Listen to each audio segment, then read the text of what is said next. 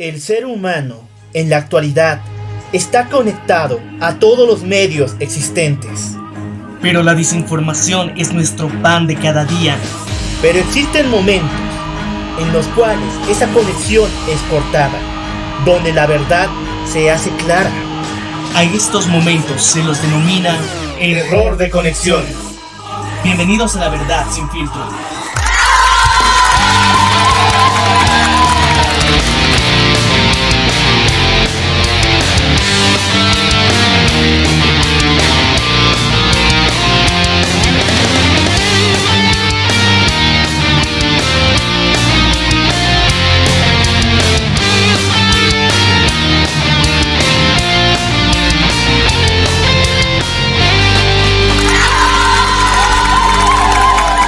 Muy buenos días, muy buenas tardes, muy buenas noches.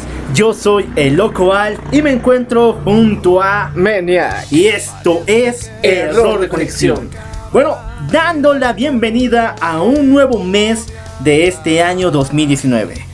Pero inicia con noticias trágicas y muy extrañas. Principalmente con el ingreso de los dirigentes y toda la agrupación de Adepcoca a la ciudad de La Paz.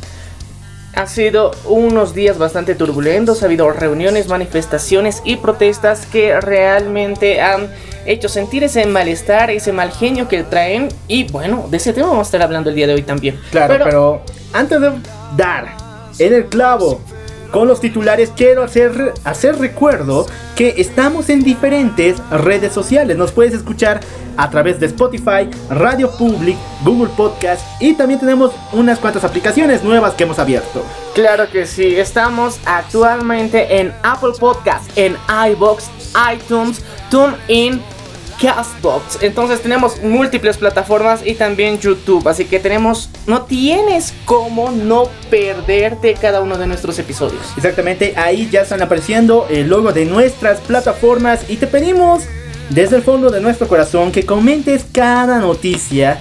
¿Qué es lo que te parece?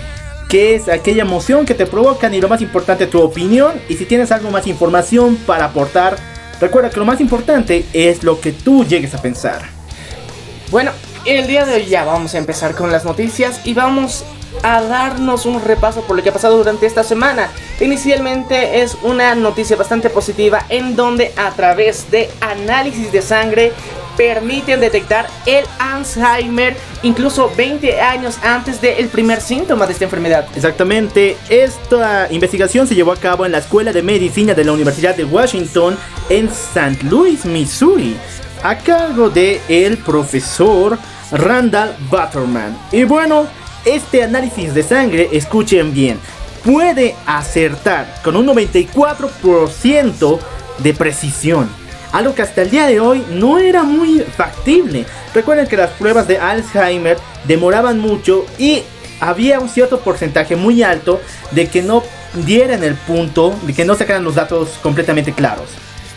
Bueno, también durante esta semana ha existido una moción entre la Asociación Cafetera de América Latina sobre esta crisis que está viviendo el café principalmente. Ha tenido una devaluación bastante grande, bastante significativa, y como una medida para contrarrestar estos efectos han decidido crear una criptomoneda cafetera. Exactamente, esta idea nació en Colombia, pero es formulada por la World Coffee Confederation, la cual ha denominado a esta nueva criptomoneda, o sea, una criptomoneda solo diseñada para el rubro del café, la ha bautizado con el nombre de Coffee. Bueno, durante esta semana también hemos tenido unas noticias un poco lamentables dentro de nuestro país. Les recordamos que nosotros pertenecemos al país de Bolivia y nos alegra tener una audiencia de diferentes partes del mundo, pero esta semana nos sentimos un poco tristes porque dentro del Tribunal Supremo Electoral de Bolivia, el que está encargado de regular las próximas elecciones presidenciales que va a haber, se presentan dos nuevas renuncias. Esto es bastante alarmante y preocupante, tomando en cuenta que este organismo tendría que estar más sólido que nunca y fortaleciéndose aún más para estas elecciones que vienen. Exactamente, escuchen bien el dato.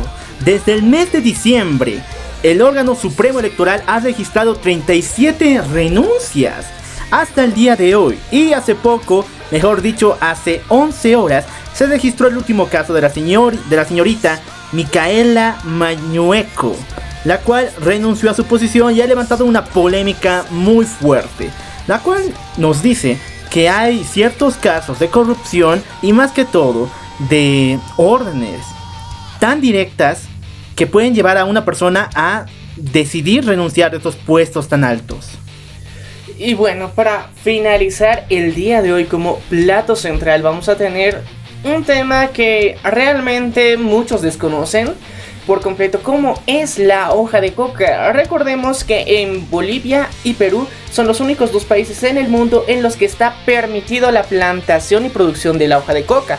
Esto nos da un parámetro de que en muchas partes del mundo se desconocen las propiedades curativas, los beneficios de esta hoja considerada sagrada y milenaria. Pero también hemos visto durante esta semana, precisamente en la introducción que nos hacía el Loco Al, que ADEP Coca, que es un sindicato especializado en la plantación y cultivo de hoja de coca, está viviendo unos cambios fuertes. Todo esto tiene una relación en qué está realmente pasando, cómo la hoja de coca se ha vuelto tan importante para la economía boliviana, y ese será el tema que trataremos el día de hoy. Exactamente, y bueno, quédate con Error de Conexión, te aseguro que estas noticias te van a impactar.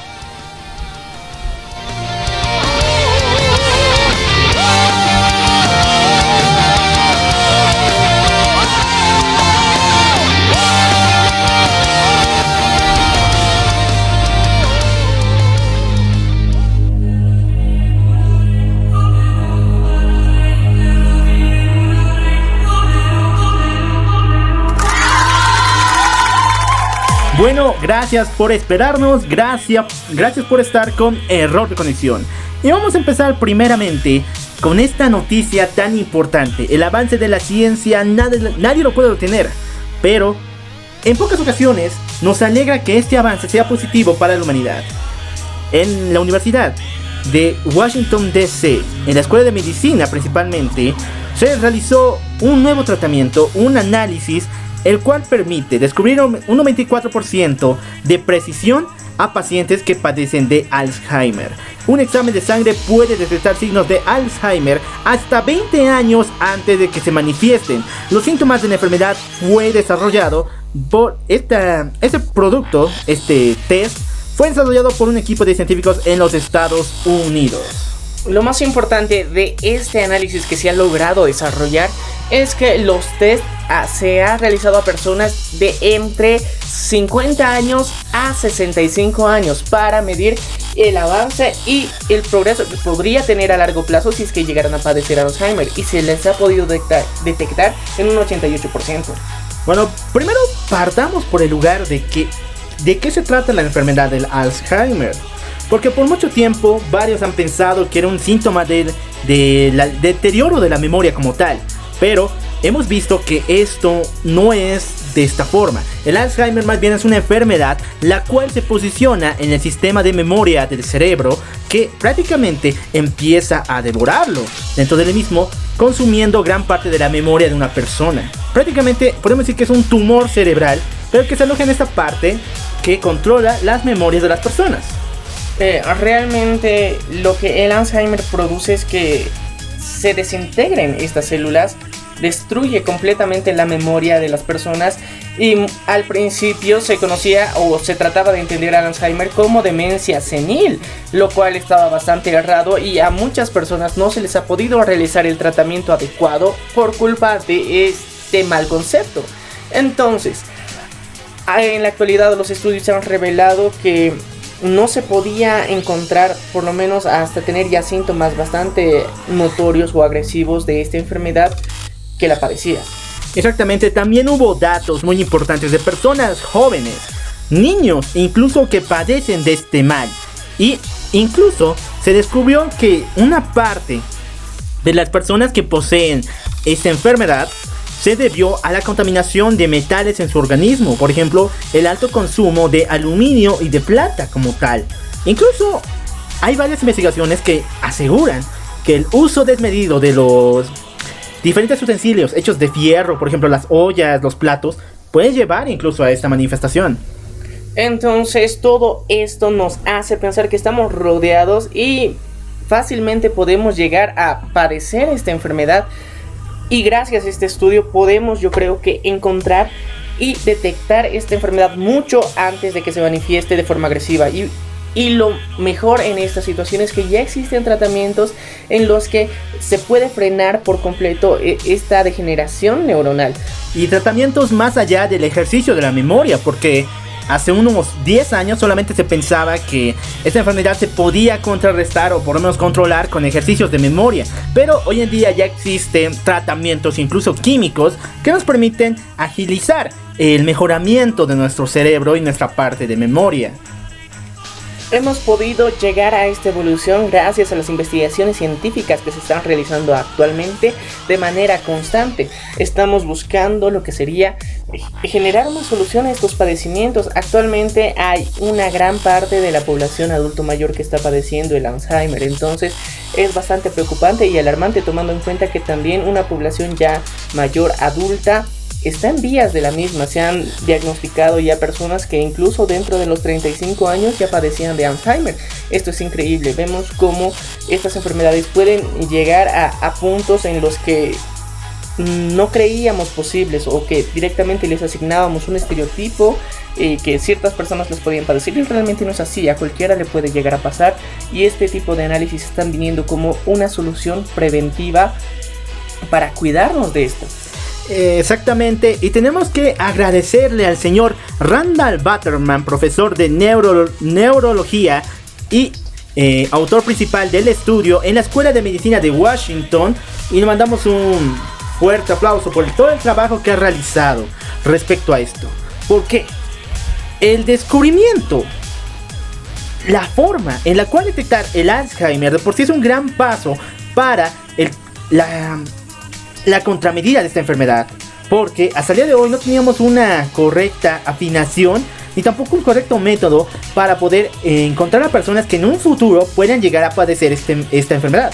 Y también les recordamos que el Alzheimer es considerado una enfermedad genética. Entonces, si tienes algún familiar del adulto mayor o de la tercera edad, o incluso bisabuelos que han padecido esta enfermedad, tendrías que estar previendo que hacerte algunos análisis para contrarrestar esta enfermedad, porque es genética, y hay muchas familias que las vienen heredando durante más de 3 generaciones en la actualidad. Entonces es necesario tomar esta información para cuidarnos y prever nuestra salud. Exactamente, pero Latinoamérica tiene que pensar demasiado respecto a este punto, porque si recordamos bien, el Alzheimer puede aparecer en gran magnitud en muchos países, pero hasta el día de hoy no han visto una correcta campaña, una correcta forma de cómo llegar a hacer una contramedida a esta enfermedad. Si bien actualmente Latinoamérica se encuentra en el foco de que siempre está al pendiente de todas las situaciones a nivel global, no he visto una medida contra el Alzheimer. Hasta el momento no se han hecho campañas efectivas, y obviamente la población adulto mayor es la más descuidada en la mayor parte de Latinoamérica, sobre todo porque no se les da el valor necesario. Muchos partidos políticos, muchos movimientos ponen que el conocimiento de nuestra tierra es el mejor, que tenemos que precautelarlo, el valor cultural, el valor histórico. Pero ¿quién lo tiene? Los adultos mayores. Y no los respetamos, no los valoramos y no les damos los beneficios que tendrían que tener, que tendrían que gozar por haber aportado tanto tiempo a cada uno de nuestros países. Y lastimosamente no lo hacemos. Es una pena y perdemos mucho con eso, porque muchas veces repetimos errores del pasado por culpa de eso, por menospreciar el consejo de ancianos, personas que han vivido, han experimentado y saben de primera mano cómo son los resultados. Muchas veces puede ser que no lo lleguen a entender por completo, porque obviamente la tecnología ha avanzado tanto, pero aún así sus palabras están llenas de sabiduría. A lo que voy es que aquí en Latinoamérica estamos basados en una especie de odio contra los adultos mayores, o también aprovechamiento de ellos, pero en un estado extremo. Nos llegan noticias desde México hasta Argentina, y también el problema de los medios de comunicación por ser tan sensacionalistas, pero tienen que darse estas noticias de abuso a los adultos mayores, asesinato a ellos solamente para conseguir propiedades, conseguir dinero. Entonces no estamos valorando a estas personas. Y en algún momento vamos a necesitar de ellas y ya no vamos a tener una solución fija. Así que por eso es que no se realizan campañas de un nivel sólido respecto al Alzheimer. Y esperemos que a ninguna de nosotros, a ninguna persona de digamos, de un promedio de edad hasta los 25 años le dé esta enfermedad, que pueda padecer de esta enfermedad, porque no va a haber resultado, no hay un correcto manejo respecto a esto. Y bueno, también hay que dar un punto clave de la información que respecta al Alzheimer. Generalmente el Alzheimer viene acompañado de lo que sería la demencia senil. Son dos factores que a veces se atribuyen mucho y muchas veces son confundidos, porque la demencia senil es un comportamiento errático, actitudes violentas muchas veces, o actitudes explosivas o agresivas por personas que padecen esta enfermedad. Y a veces está ligado a la pérdida de memoria o a veces no. Entonces hay que saber diagnosticar de manera correcta. Entonces hay que ir con un profesional adecuado para saber diferenciar esto, porque muchas veces, y se han dado casos en la mayor parte del mundo, que son confundidos el Alzheimer con la demencia, y no es correcto porque el tratamiento no es el mismo. Se tiene que saber diferenciar, porque de 50 millones de personas que actualmente están viviendo con demencia senil, el 35 millones padecen Alzheimer. Pero existe esa brecha de 15.000 millones de personas que actualmente están padeciendo solamente demencia y son mal diagnosticados. Entonces todo esto está corroborando y está ayudando a que la misma sociedad esté mal informada. Tenemos que cambiar esto y tenemos que buscar especialistas en este área, por ejemplo, para que la vida de estas personas pueda ser llevada de la mejor forma. Muchas veces, sobre todo en Latinoamérica, los ancianos son vilmente despreciados por sus propias familias. Entonces esto no ha permitido que el desarrollo mismo de la enfermedad sea positivo. La mayor parte de la comunidad indigente que se encuentra en las calles son ancianos por culpa de esto, precisamente por personas mal informadas que no saben cómo se tiene que hacer el tratamiento adecuado sobre esta enfermedad. Y bueno, para finalizar este dato, esta información, queremos volver a agradecer a todo el equipo de trabajo del Dr. Birdman allá en la Universidad de Washington por apoyar de esta manera a la humanidad. Así es como se hacen grandes progresos en la ciencia. Y bueno, dar siempre el consejo de oro: cuiden bien a las personas que llegan a padecer esta enfermedad y también a los adultos mayores. Y si tú padeces esta enfermedad considerándote joven, entonces busca ayuda, porque existe ya un tratamiento que te puede ayudar. Y bueno, vamos a seguir con el análisis de las noticias de esta semana. Y ahora vamos con una noticia completamente conmovedora. Este año, la producción de café en Latinoamérica completa fue completamente mínima. Y esto ha llevado a números rojos a varias empresas que han sido estándares de café a nivel mundial, ¿verdad? Bueno, durante ese año se ha tenido lo que sería una caída del valor del café a nivel internacional. Esto ha colapsado muchos de los mercados y muchos de los productores principales del café en el mundo, que serían Colombia y también Brasil, se han visto bastante afectados. Tengo un dato de horror. Todo el mundo, cada vez que piensa en café, su mente viaja a Colombia, ¿verdad? Claro. Bueno, te tengo estos datos que ha sacado la organización que vela esta industria del café, que es la Coffee Confederation International, que hoy en día la nación líder en producción de café es el Reino Unido. Segundo lugar es Colombia, con una baja enorme, casi del 57%. Y en tercer lugar, ni siquiera se encuentra un país latinoamericano, es Uganda. Entonces, ¿qué está pasando con la producción de café a nivel Latinoamérica? Nosotros ocupábamos siempre los primeros puestos y éramos considerados como la crema innata del café. Productores 100% garantizados y líderes de producción. Pero ¿qué pasó? Estos números no nos están dando esas directrices. Bueno, se han denunciado dos factores que han afectado lo que sería la producción en Latinoamérica. Principalmente ha sido, uno, la devaluación de lo que sería el café. También otro factor ha sido la inclemencia climática. Esto ha hecho que muchos exproductores de café decidan cambiar de rubro realmente. Entonces han decidido cambiar de rubro por el cacao, por frutas de temporada, pero cambiar de rubro radicalmente porque no les estaba dando los beneficios que ellos esperaban. Y yo tendría un tercer punto. Una baja en el interés del gobierno para apoyar la industria del café. Porque si no te dices de cuenta, este año justamente los gobiernos de Latinoamérica, no entiendo muy bien el por qué, no le han dado su importancia como tal. El anterior año tuvimos incluso una conferencia mundial allá en Colombia respecto al uso del café y cómo este podía llegar a... incluso llegar a ser medicinal. Fue una conferencia enorme, prácticamente fue el festival del café a nivel mundial. Pero este año no lo hubo. Wow.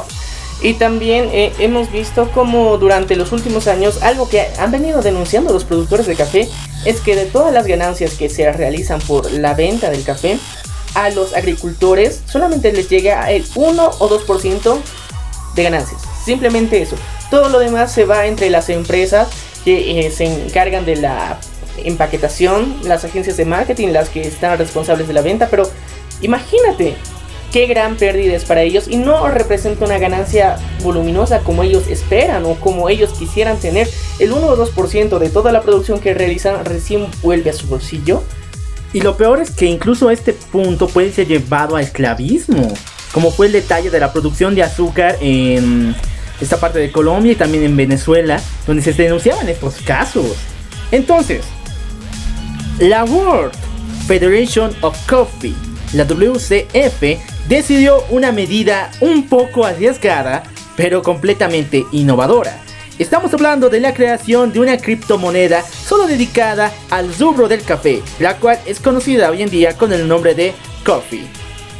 Es interesante que durante la última década, lo que serían las criptomonedas han entrado con una potencia bastante agresiva, tomando en cuenta desde la creación de lo que ha sido conocido como el Bitcoin, que en algún episodio especial le dedicaremos todo un segmento, pero las criptomonedas vienen a hacer una competencia contra la bolsa de valores actual, ya que dentro del mundo las criptomonedas, dependiendo de la cantidad de personas que hayan comprado y el precio al que hayan comprado estas divisas virtuales, puede aumentar o rebajar su valor, y esto le asigna un precio estándar a nivel internacional. Y esto es muy importante porque las criptomonedas han llegado a subvencionar muchos campos del área tecnológica en la actualidad. Entonces vemos como, por ejemplo, en Noruega se ha habido un boom, ¿cómo se diría? Una minería de criptomonedas, donde muchas empresas, incluso lácteas, han decidido crear su propia moneda. Muchas han fracasado, muchas han llegado otra vez a la cúspide, pero este nuevo mercado que está generando las criptomonedas sí es una competencia en la bolsa de valores, y al mismo tiempo es un beneficio porque funciona hasta cierto punto independientemente de todo el mercado que está ocurriendo, porque simplemente es de acuerdo a los inversionistas que haya para esta criptomoneda. Entonces yo creo que sí puede ser una solución rápida, pero hay que saberla regular y controlar, porque también puede generar una devaluación aún más agresiva. Entonces hay que tocarlo con pinzas. Las criptomonedas no son algo con lo que se puede jugar simplemente por tendencia. Pueden afectar a la economía gravemente. Exactamente, ya estamos viendo comentarios negativos respecto a esta decisión de la Federación Mundial del Café, principalmente de los productores de Colombia. Por ejemplo, el señor Fernando Morales, que es parte de los sindicatos nacionales de productores de café de Colombia, indicó que en las condiciones actuales la decisión de hacer y producir una criptomoneda se puede garantizar menos del 25% de costos razonables para la producción, lo cual incluso podría ser menos de lo que se le paga a los productores como tal. Wow, hemos visto que ya habíamos venido explicando todo este fenómeno. Hay que retomar que el café, sobre todo, ¿por qué está viviendo esta crisis? Si técnicamente el consumo ha aumentado bastante, ¿por qué estamos viendo esta caída en uno de los productos que es más consumido a nivel mundial? Incluso se habla de subirlo ya hacia la línea de canasta familiar como tal.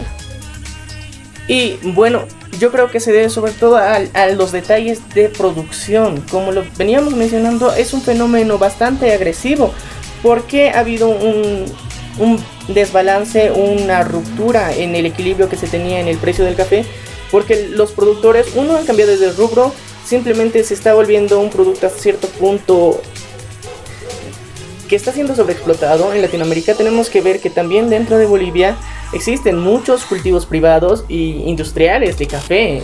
También en muchas partes del mundo se está viendo como un bien en común que todo el mundo consume, pero al mismo tiempo esto está generando que hay una competencia desleal constantemente, en que una empresa dice, yo la vendo, digamos, a $1, pero entonces no, yo la voy a vender a 50, y si hay alguien que la vende a 50 centavos, otro que va a vender a 25, y así el precio se va devaluando, y es una competencia completamente desleal. No han generado como asociación unos estándares de calidad, ni de certificación, ni de costos. Entonces todo esto tiene que regularse para que no haya este tipo de problemas. Es lo mismo que pasó con la crisis petrolífera, porque hubo una explotación agresiva en lo que sería Medio Oriente, y eso desestabilizó el precio completamente, porque ya había de dónde más sacar. Entonces, si te das cuenta, es por eso generalmente lo que hay una devaluación tan agresiva. Otro de los puntos son las transnacionales. Recordemos que en los últimos tiempos Nestlé se ha montado como la palestra y reina productora del café. Ok, pero recordemos que Nestlé no es solamente contrata a sindicatos ni federaciones, sino prácticamente ellos ya se montan todo su propio sistema de producción fuera de los productores ya, digamos, sindicalizados, o incluso personas que viven solamente haciendo café. Los agricultores como tal realmente han sido muy despreciados y son la base alimentaria del mundo, y lastimosamente no se les dan los beneficios que tendría que darse, no se los capacita de forma eficiente. Por eso las transnacionales son las que más aprovechan de todo esto. Aún así, tenemos que reflexionar a que nuestros oyentes, si tú conoces a alguien que está encargado en la producción de café, que se dedique a una especialización. Por ejemplo, hemos visto que el mercado actualmente se está viendo una venta ya no de café genérico, sino de café especializado, porque las personas han adquirido este paladar más sensible a la textura, al sabor que tiene, a la profundidad del café, a los tonos, como se lo conoce también. Entonces esto está generando que también haya un mercado elitista del café. Entonces vemos cómo hay una contraparte que actualmente se ve vilmente afectada y otra parte que está generando ganancias. Entonces hay que ver ambos lados de la balanza y hay que encontrar un punto neutro. La criptomoneda sí es una solución, pero hay que saberla manejar con especialistas sobre todo, porque si se la toma a la ligera, como lo ha hecho Venezuela, por ejemplo, en un momento de crisis, que pensó que a través de una criptomoneda podía salvar su economía, lastimosamente no, porque ellos no saben manejarla. Entonces, por seguir una tendencia, no vas a salvar todo el negocio cafetalero del mundo. Tienen que ser tomada en las manos adecuadas de expertos en este área, porque ya los hay. Y bueno, deja aquí abajo tus comentarios, y si tú eres parte del hermoso país de Colombia, segundo país productor de café en el mundo, deja aquí los comentarios y dinos cómo vas a apoyar estas medidas de poder salvar el café de Colombia y de toda esa parte de Latinoamérica. Y bueno, vamos a seguir con las noticias, y tenemos que volver a Bolivia, pero con las noticias muy tristes que pueden ser tomadas con algo de conspiración, tomadas con las pinzas de todas las dudas posibles. Porque desde el mes de diciembre del año pasado hasta el día de hoy, que justamente hubo un caso similar, se registraron 37 renuncias del Tribunal Supremo Electoral. Recordemos que este año Bolivia se encuentra en elecciones para elegir la nueva bancada que va a posicionarse como el nuevo gobierno para el próximo año y se va a quedar hasta el año 2025. Esto ha generado un debate. Actualmente estamos viviendo en año de campaña electoral. Esto genera conflictos, partidos políticos que están a favor, algunos que dimiten, otros que toman más fuerza. Todo esto es parte de lo que serían las elecciones en cualquier país. Pero el problema principal aquí que nosotros encontramos, y algo que nos preocupa bastante, es que el Tribunal Supremo Electoral, que es la organización encargada de regular y supervisar estas elecciones, tenga actitudes como las que está tomando. Actualmente se ha mostrado bastante irracional y al mismo tiempo con un favoritismo al movimiento al socialismo, que es el MAS, que pone en duda cómo se van a llevar a cabo las próximas elecciones, y más aún con estas renuncias que está teniendo durante el último año. Exactamente, vamos con la lista de renuncias, la cual se arraiga desde el 1 de octubre del año pasado. Primero renunció el señor Josué Luis Exemi, vocal del Tribunal Supremo Electoral. 22 días después renunció la señora Katia Uriona, quien también era la presidenta del Tribunal Supremo Electoral. Fue así como 3 meses después, la señora Donia Sandoval también presentó su carta de renuncia, y ella se opuso a la habilitación del binomio de Evo Morales y Álvaro García Linera. Incluso dimitió, o sea, renunció a su cargo por esta razón. Después se registraron 5 renuncias de funcionarios entre el mes de enero hasta el día de hoy, justamente con el caso de la señorita Micaela Mañueco. Hasta el día de hoy son 37 renuncias que se han registrado en el Tribunal Supremo Electoral. Y esto nos puede llevar a pensar por qué tantas personas deciden renunciar a un puesto tan alto como ser parte del Tribunal Supremo Electoral. Porque de por sí, si has llegado hasta ese punto, tienes ya una vida hecha como funcionario público.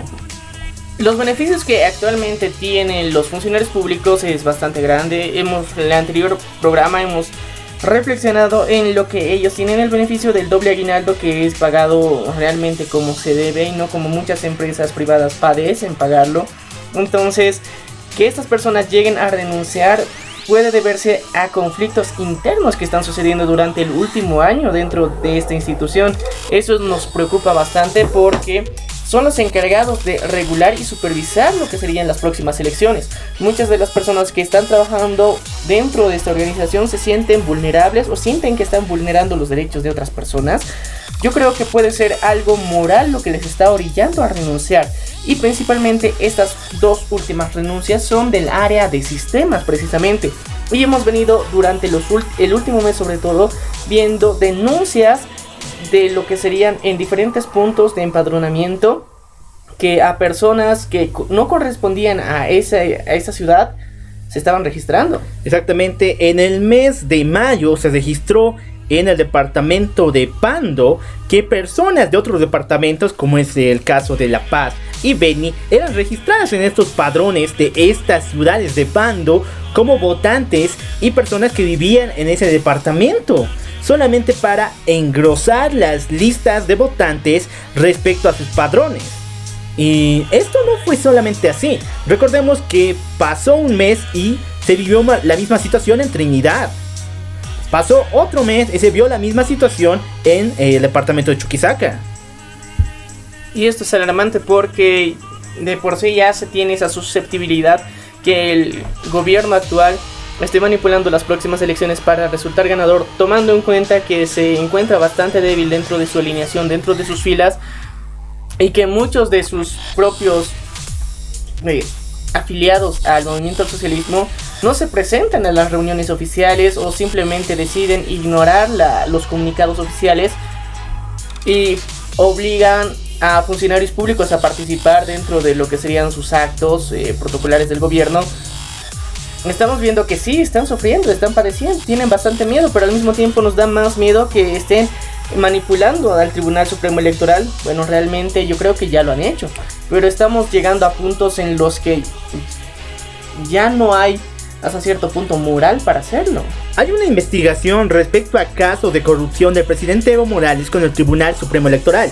Recordemos que él, cuando fue a visitar una comunidad del departamento de Oruro, prometió de que si no votaban por él, hasta ahí llegó el movimiento de cambio y todo lo que hizo el gobierno del MAS se va a retirar y no va a llegar más subvención en el gobierno del presidente Evo Morales. Esto fue entendido por varios analistas como una amenaza política, y es lo que es en cualquier caso. Pero el Tribunal Supremo Electoral tenía la decisión y la última palabra en este caso de investigación. ¿Ha habido resultados respecto a esto? ¿Se le habló algo al presidente Evo Morales? ¿Se le pidió por lo menos que diera una declaración para contrarrestar sus palabras? Supuestamente, según declaraciones de Twitter, fue malinterpretado por los medios de comunicación. Como siempre, los medios son los que tienen la culpa y no la boca que lo dijo. Entonces, esto nos hace cuestionar, nos hace preguntar a que realmente sí está siendo vilmente manipulado el Tribunal Supremo Electoral, porque este mismo fue el encargado de proclamar el binomio actualmente que se está postulando. Gracias a ellos dieron el visto bueno, la luz verde para que Evo Morales y Álvaro García Linera vuelvan a postularse en estas próximas elecciones. Esto es más de lo que se vive en Bolivia, es parte de la corrupción que hay y es necesario decirlo. Es algo que se dice entre chismes, como se podría decir, pero yo creo que ya basta de dejarnos manipular de esta forma, basta de dejarnos amedrentar con que personas que están en el poder nos pueden hacer daño. Es momento que reflexionen, es momento que se den cuenta que el poder realmente está en el pueblo y no en lo que serían los funcionarios públicos. Bien dicho, pero en todo este tiempo de campaña electoral que ni siquiera ha empezado totalmente en su auge, se ha visto de todo, guerra sucia por donde sea, han sacado los trapos sucios de todos los participantes y todos los postulantes a este cargo, incluso generando renuncias de los mismos candidatos a diputados y senadores, incluso a presidentes. Entonces, ¿por qué vamos a votar? Bueno, aquí en Error de Conexión queríamos ponernos un poco más sinceros con ustedes y revelar nuestra posición y decirles el por qué tenemos que ir a votar. Bueno, es necesario reflexionar. Ya lo habíamos mencionado hace muchos programas cuando estábamos hablando del caso de Venezuela específicamente, ya que este es un gran ejemplo para nosotros de lo que no hay que hacer. Porque hemos visto que en la última elección en la que el señor Nicolás Maduro supuestamente ganó por voto popular, por ser una mayoría los que lo apoyaban, no fue realmente así. Menos del 50% de los ciudadanos de Venezuela votaron en esas elecciones. Y dentro de esa votación, más del 40% fue votos en blanco o nulos. Entonces esto permitió que a una minoría pueda votar por Nicolás Maduro para que sea otra vez presidente. Entonces vemos que el problema no fue realmente de Nicolás Maduro, fue que simplemente los ciudadanos, cansados de toda la situación que se está viviendo, decidieron no hacer nada. Y lo peor que se puede hacer en una situación así es no hacer nada. El movimiento que se tiene que hacer para generar el cambio es actuar. Y ejercer el voto es algo fundamental. Sabemos que podemos tener el miedo a que el Tribunal Supremo Electoral, por ejemplo en el caso de Bolivia, llegue a manipular los votos, llegue a manipular las cifras, llegue a manipular incluso las casillas de votación. Todo esto es un temor que se está viviendo, pero también se está llamando a la reflexión porque todos los ciudadanos van a estar atentos a esto para que esto no suceda. Estamos viendo que las personas están pendientes de todo lo que está pasando, porque si no fuera así, no se hubieran revelado estos lugares clandestinos de empadronamiento. Al mismo tiempo, es para animar y fomentar a que todas las personas que nos están escuchando, seas del país que seas, ejerzas el voto.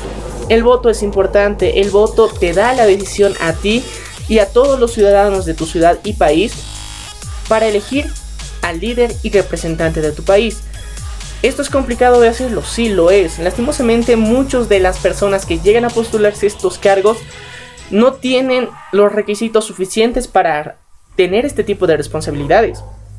Pero aún así siempre va a haber algún candidato que en tu percepción consideres que es el mejor, el que va a ayudar realmente a tu país, el que va a tomar las buenas decisiones y que va a guiar correctamente a una mejor sociedad.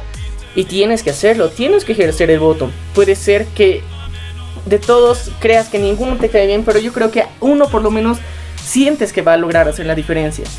Es necesario ejercer el voto porque esto mantiene el poder en el pueblo. Y esto es lo que principalmente busca la democracia. Tenemos dentro de nuestra página en Facebook lo que sería un video reflexivo a lo que es la democracia. Realmente vivimos en democracia y lastimosamente no es así, porque nosotros cedemos el poder a personas que quieren tener el poder y realmente no está bien porque ellos tienen otros fines y por eso ocurre este fenómeno de la corrupción. Pero lastimosamente este sistema en el que estamos actualmente no lo podemos cambiar de la noche a la mañana. Se lo tiene que hacer con buenas decisiones y día a día. Y la mejor forma de hacerlo es ejercer el voto. Y bueno, deja aquí abajo tus comentarios respecto a esta situación. Y más que todo, si tienes noticias, si tienes alguna información que pueda aportar a lo que acabamos de decir, déjala para que podamos estar en observación y podamos tener un correcto contenido respecto a esta noticia. Y bueno, ahora sí, tenemos que hablar acerca de esta hoja milenaria. Tenemos que hablar acerca de la producción de coca, no solamente en Latinoamérica, sino también en Bolivia, ya que recordemos que en este país esta hoja y su producción es completamente avalada por el Estado. Es un fenómeno muy interesante porque la mayoría de los países ha prohibido su plantación y producción porque existe este gran riesgo de que se convierta en cocaína. Ahora hay que separar la cocaína de la coca, es un punto muy importante y muy válido porque tomando en cuenta que nosotros somos de nacionalidad boliviana, conocemos las diferencias principales y ha sido una lucha que se ha hecho para quitar este mito, este estigma que se tenía a esta hoja. La hoja de coca, dentro de los alcaloides que posee y dentro de estas propiedades naturales con las que llega a crecer, uno de sus alcaloides es la cocaína, pero tiene 13 adicionales que son para beneficio de la salud de un ser humano. Entonces hay que reconocer que tiene también los beneficios y un lado positivo en su consumo adecuado. Entonces es una de las hojas que actualmente aporta más calcio a las personas, una fuente de calcio realmente, y dentro y culturalmente está muy arraigados a lo que sería Bolivia, Perú y el Ecuador. Dentro de estos países, Bolivia y Perú se cuenta con la libertad para la plantación y producción de coca. Obviamente bajo un registro que supuestamente se avala y constantemente se está en regulaciones, cosa que dudamos mucho dentro de error de conexión, pero aún así Ecuador es uno que está limitado bastante en lo que sería el consumo y la producción de hoja de coca, solamente está predispuesto para lo que serían pueblos indígenas originarios, los cuales sí tienen permitido lo que sería una mínima producción de hoja de coca y su consumo, pero el resto de la población lo tiene completamente prohibido. Esto es importante recalcarlo porque sabemos que muchas personas piensan que la coca es inmediatamente cocaína, y no, hay que recalcar otro punto muy importante, que solamente de cada hoja de coca solamente un 1% puede ser considerado cocaína. 1%, y una vez que entra e ingresa a tu organismo, ese 1% simplemente se desvanece. Por eso se necesita realizar todo un proceso de elaboración para que se convierta en cocaína. Exactamente, en estos laboratorios de los traficantes de la cocaína como tal, se realizan varios procesos químicos de tal manera que las grandes producciones de la hoja de coca terminan siendo en este estado como es la cocaína. Pero el detalle es de que en medio de la fiscalización y registro de las entidades que realizan la producción de coca, existen varios mercados ilegales, existen varios productores independientes e incluso plantaciones que nadie sabe de dónde vinieron. Ya, tenemos que aclarar que dentro de Bolivia y Perú lo tenemos muy arraigado culturalmente, sobre todo en el occidente boliviano. Vamos a hablar exclusivamente de Bolivia porque dentro del Perú no conocemos, en lo personal no conozco mucha información respecto a cómo es su consumo, cómo es la elaboración y qué método se utiliza para su consumo tampoco. Entonces, pero sí sé que se realiza mucho el picheo, que es algo tradicional, es lo que se conoce como chupar o mascar coca, cuando tienes un pequeño bolillo de lo que serían hojas que lo metes en uno de tus cachetes, donde lo tienes técnicamente macerando durante todo el día y que vas soltando toda su esencia a lo largo del día. 26 de octubre es el día justamente del picheo a nivel mundial. Entonces vemos que todo esto sí es arraigado culturalmente y su consumo sí se lo realiza tradicionalmente, pero hay un excedente muy grande. Aunque se consuma y sea necesaria su producción, hay un excedente gigantesco en Bolivia. Hay un excedente porque La mayor parte de lo que sería la coca que se produce en Bolivia es de dos puntos principales, que sería La Paz y Cochabamba, donde en el Chapare cochabambino es donde actualmente se hacen más búsquedas por puntos de narcotráfico, y en los Yungas también se hace otra producción de coca. Ahora, dentro del estigma cultural que se tiene, ¿cuál es el favorito o la coca que más quiere consumir el boliviano? Es la coca yungueña, procedente del departamento de La Paz, porque se supone que tiene un sabor, una degustación un poco más dulce, más agradable que la que se tiene en Cochabamba. Entonces este es un punto también muy relevante y muy importante, porque dentro de la producción de coca, la que se realiza en La Paz puede abastecer a nivel a nivel nacional para su consumo. Ahora el punto es, ¿estamos exportando coca? Sé que la pregunta es extraña en todo sentido, pero hay que ver la realidad como tal. Estos grupos, e incluso ADEPCOCA como tal, no presentan números fijos. Y si bien la producción cada vez va en aumento, ¿qué pasa con ella? No, les quiero decir que simplemente la producción puede llegar a abastecer un mercado interno enorme. Pero les digo que siempre va a haber un excedente de producción. ¿Y dónde queda ese excedente? Bueno, yo les digo que sí sale exportado, pero de otra manera.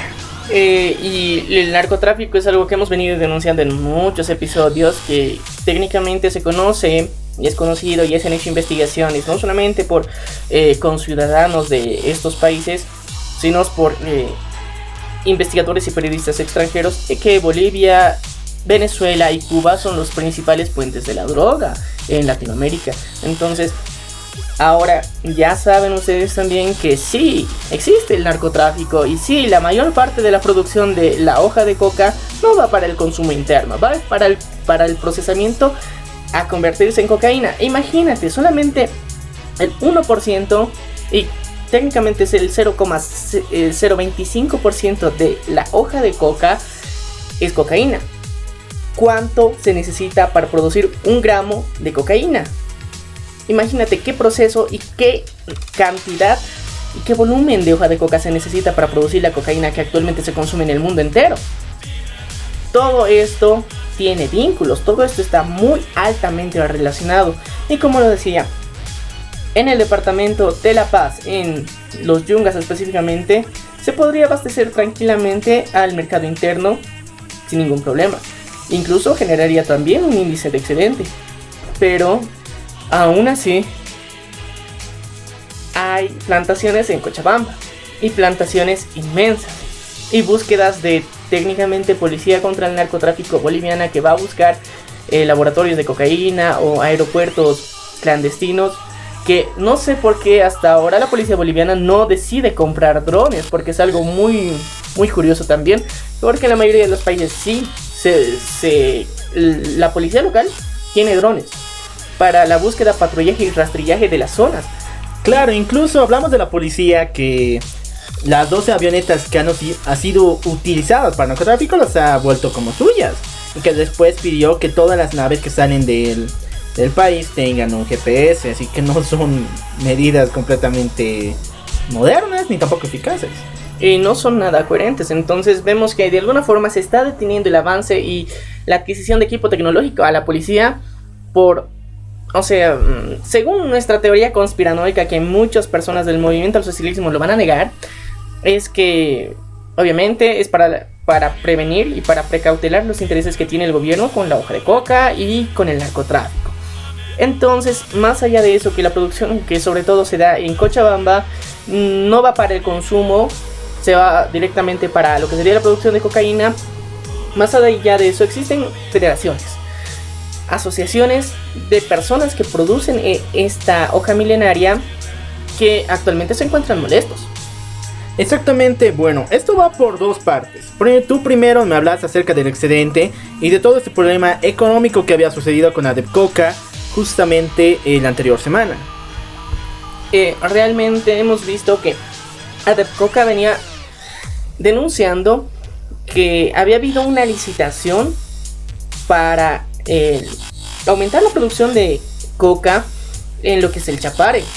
Mas no así en los yungas, por lo que venían protestando, porque ellos querían que también se les pueda legalizar en nuevas tierras para que se pueda hacer más cultivo. Pero solamente este beneficio se dio a lo que es el chapare boliviano en Cochabamba.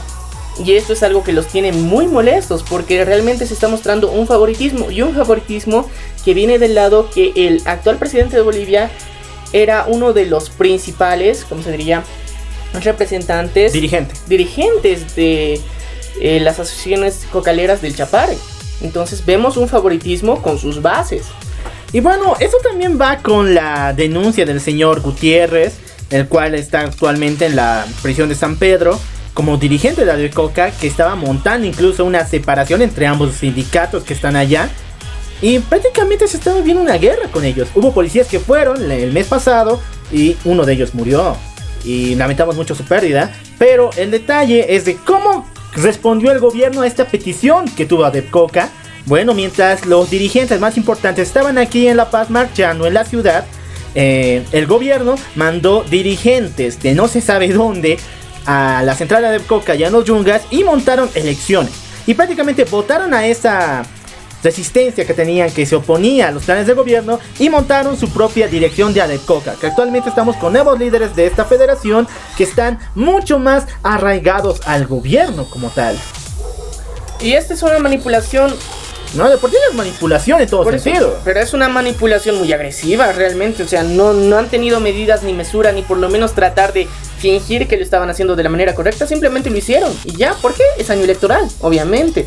Entonces, las bases del movimiento al socialismo son los cocaleros. Eso se lo sabe todo el mundo.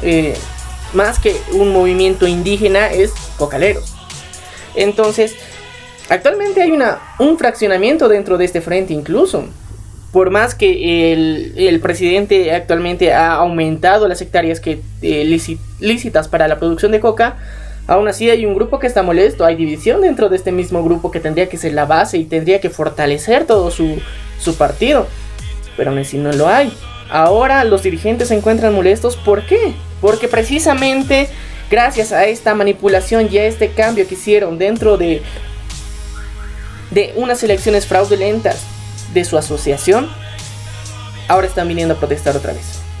Es natural que tengan este malestar, es natural que tengan este sentir, porque realmente fue una jugada bastante sucia con las bases del gobierno, ¿entiendes?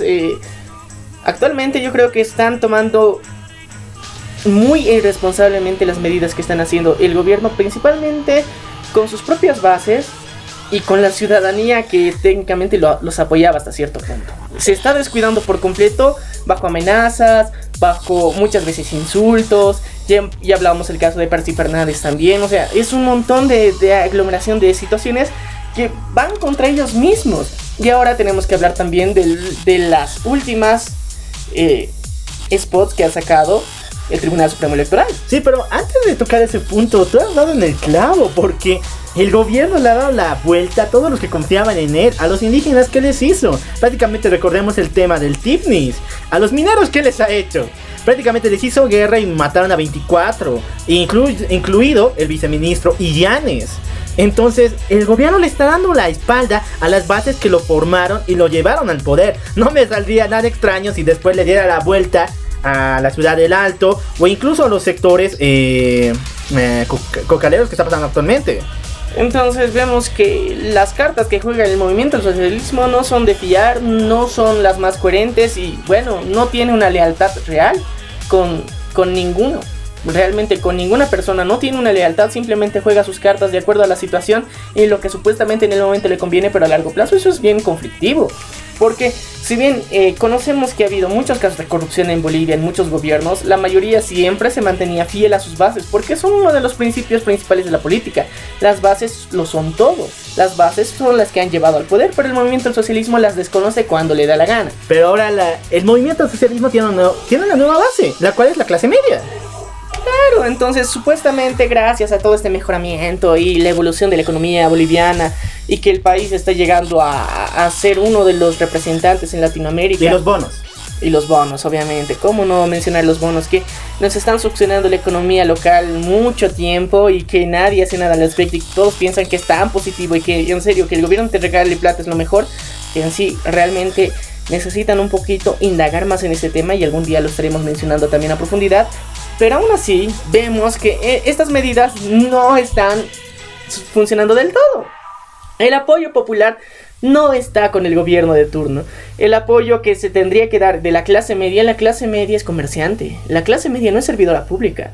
Entonces vemos que en base a eso, los servidores públicos son los que van a sus actos protocolares.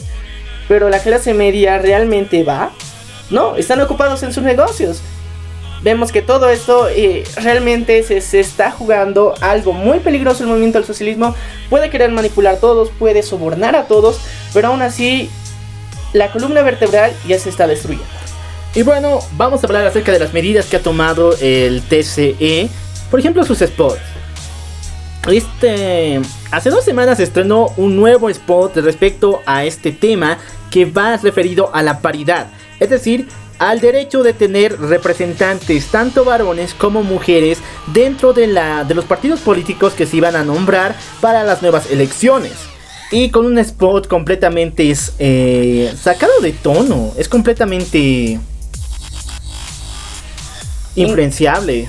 Bueno, y malinterpretable también. Porque realmente no se tiene una visión clara, ni tiene un objetivo bastante claro, ni sólido, estableciendo que realmente nos basamos en estereotipos. Inicialmente el spot nos muestra los estereotipos que se tienen entre Oriente y Occidente, cosa que se tendría que buscar romper, pero aún así los fomenta. Ya, vamos más allá de eso. Aparte del estereotipo, nos muestra una figura femenina que técnicamente tendría que mostrar el empoderamiento, que sería una persona imparcial, entre comillas, imparcial, pero lastimosamente no lo muestran así. Muestran que tiene un cierto favoritismo y no es imparcial. Hasta podría decirse egoísta como tal. Entonces no vemos que realmente esto genere un mensaje positivo en la población y en la ciudadanía en general, porque uno, está despreciando completamente el Oriente. 2, los beneficios, y se está mostrando que sí, va a tener un favoritismo. Es evidente que va a tener un favoritismo. Y aún así sacan continuaciones de este mismo spot en los que tratan de mostrar un lado mal llevado del feminismo. Ya tenemos una entrevista, gracias Vale, si estás escuchando este programa. Gracias a ella pudimos entender un poco a profundidad cómo es el feminismo realmente, qué es lo que está detrás de todo esto, qué son las consignas que tiene y cuál es esa evolución que ha tenido durante todo este tiempo. Pero vemos que la figura que nos presentan dentro de este spot, uno, no está bien realizada, no tiene los atributos que tendría que tener y no nos muestra esa igualdad. Ahora, ¿cuál es el punto con recordarnos el tema de la paridad estando casi a meses de la elección? Sencillamente el TCE hizo esto para que los partidos que van en contra del movimiento al socialismo vuelvan a reestructurar su lista de postulantes. Recuerdas que cuando se lanzó y se volvió a recordar que los partidos tienen que ser completamente con esta ley de la paridad, se volvieron a formular de nuevo las listas y en ese tiempo se registró una renuncia masiva de varios funcionarios, de varios candidatos como tal. Entonces esta ley junto con otras medidas que ha montado el TCE han hecho que los otros partidos que están en contra del movimiento al socialismo prácticamente flaqueen y muestren los puntos más bajos que tienen. Una completa falta de estructuración. Hubo guerra sucia en medio de los mismos partidos. Recordemos que el Bolivia Dice No, que es uno de los partidos, prácticamente ya está partido en 2. Por culpa de las decisiones que muestra el TCE. ¿Por qué hacerlo ahora?